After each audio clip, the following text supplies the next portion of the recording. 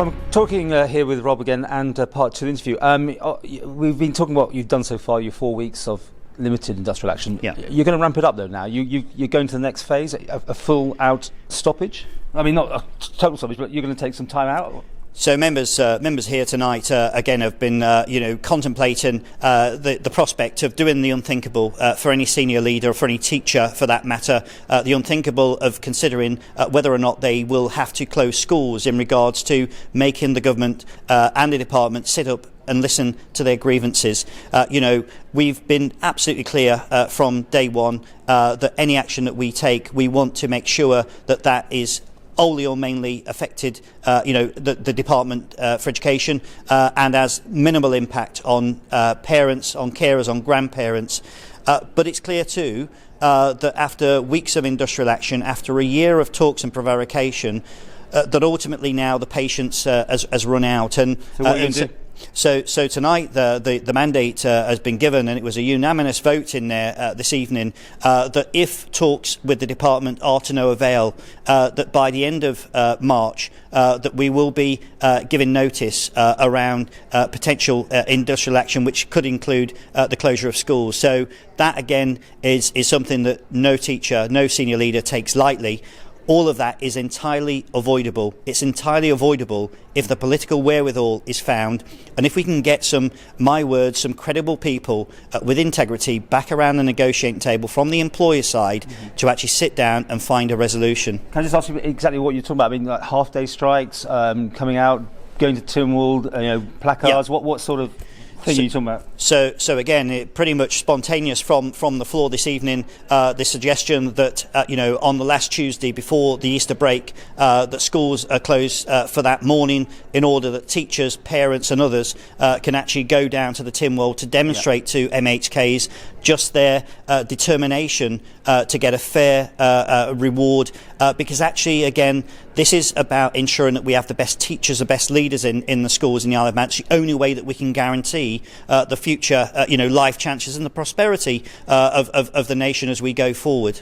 Does that count, that hand vote in there? Does that make it because I mean, so what happens? So when we balloted members, as we're required to do, through statute, 87% of members voted to take strike action, but short of full industrial action or strike action, 87%, right. Which again, of all my years, as a national official in an organisation that is not known for industrial action, we've been around for 130 years, and this is pretty unprecedented. So do you have to reballot, or that's it? You can you're mandated. I think the 31st of March is going to be, isn't it? That Tuesday, I think. That's right. So we've already got the mandate. We've already met that threshold, and of course tonight, we've seen significant number of people now who've literally come to a view that this is the only way now that their voices can be heard, and I think that is regrettable that that teachers feel forced into a corner by which the only way that their minister, that the department will listen to them, is by potentially withdrawing their labour. Do you think you've got support though, parents and the people backing them, because these children are going to lose out, let's face it, at the end of the day, this is going to be hitting people who should be at school. And no educator wants to see any child denied an education, and therefore what we'll be doing is looking to ensure that parents are given sufficient notice. We'll be sure to ensure again that people understand the reasons that teachers are being forced into this situation, and equally we'll be calling for parents and carers and grandparents to join with their teachers to make their voice heard. Already and the school children as well? Well look, we've already seen this evening letters being read out by children who have actually written to their head teacher expressing their frustration that their teachers are being treated the way that they are here on the Isle of Man. Okay, you've got a PR thing going on here now. You've got like 10,000 pamphlets that you want to distribute. Right. They're going out to the parents, are they, to explain what's going on? That's right. So those 10,000 leaflets are going out to every family whose child goes to an Isle of Man school. Those 10,000 leaflets will be winging their way out to parents. Again, very much explaining the rationale, explaining the situation that we find ourselves in. Of course, that will be coupled, with further advertisements in the Isle of Man newspapers, just so everyone is aware that this is a crisis of the government's making. A crisis of the government's making. You're going to play hardball on this. I can see that clearly. But you do this one withdrawn that one morning, what happens after that? Do you have to go back again and get the support again of all the members, or can this be rolling? Can it increase? What happens? So, of course, this is something that we want to avoid. Taking any action is always a last resort, and a year of trying to get the employer to sit down and find a resolution, demonstrates, I think, the fact that, as an organisation, we are determined to try and get a deal without disrupting people. But if the government fails to address this, like they've failed thus far, action of this nature is sometimes the only way that this will bring matters to a head. And so we wouldn't need to go back to further ballots. That ballot has been conducted. Overwhelming majority of members supported both types of action. Can I start listening to you saying which union are you? Because it is confusing. Yeah. There's 4 different unions. One seems to be not involved in this at all. Yes. Have you got the support of those other 2? Are you going to act together or independently, or what?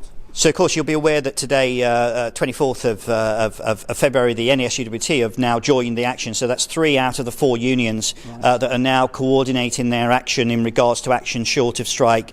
We describe that as phase 1. We describe that as, let's hope that this pressure will bring pressure to bear on the employed to sit down and negotiate.